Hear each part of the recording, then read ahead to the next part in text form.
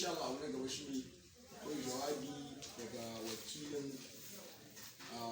mai gari wato shi ne mai unguwa alal usman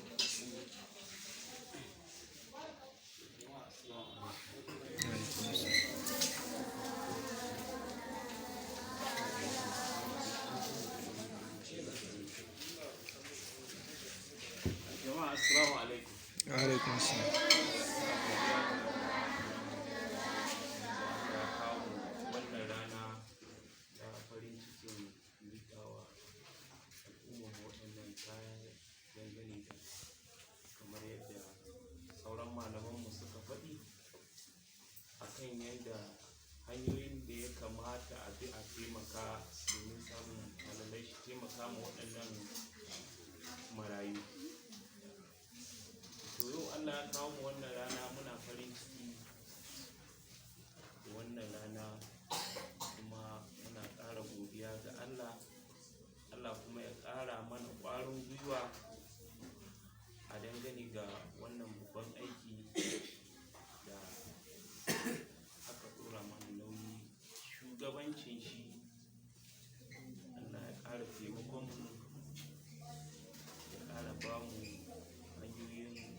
samun abubuwan da za a kunyar waɗannan yara da Allah ya danka mu a hannu. Saboda haka a madadin mai girma Alhaji Lawal Sadu Kuka Sheka a da bai samu zuwa ba, shi ma yana miƙa godiya shi da fatan Allah ya ƙara ba da ikon ƙarfafa wannan aiki na Allah. Zan taƙaita a nan domin ku samu mu ci gaba da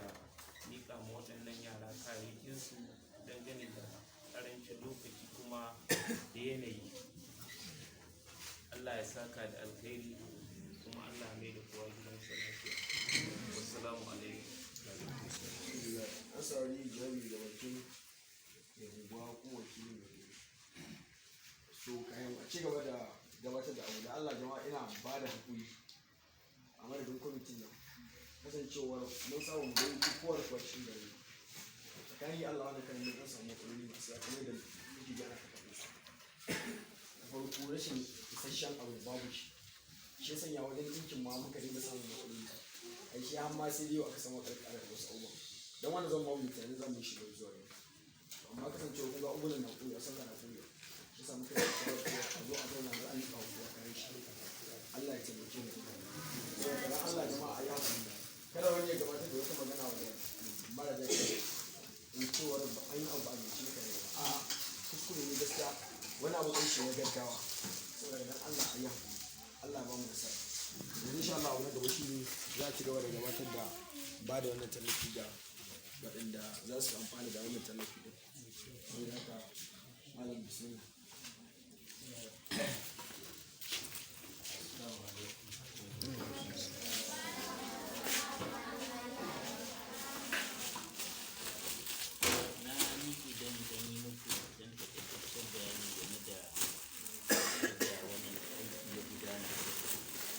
kasancewar abubuwa da kowa ba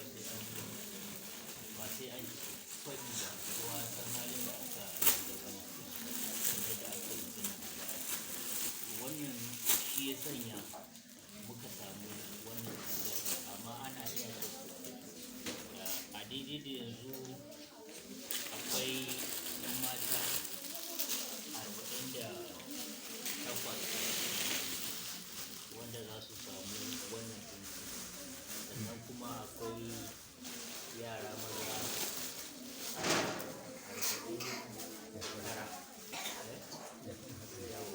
wanda za su samu wannan ɗinki sannan kuma saboda ƙarancin abin tsakani da Allah kamar yadda muka yi amfani wancan lokacin akwai ɗan gudun hijira da yawa wanda duk wancan lokacin mun haɗa gaba ɗaya an masu to amma a wannan mun ga abin da ke hannun ba zai iya isa haka ba saura ka sai ka ɗauki marayu kaɗai ko dai ɗan gudun hijira ne to maraya ne ɗan kuma na gari ne maraya ne wannan su ne kaɗai ƙarfinmu ya kai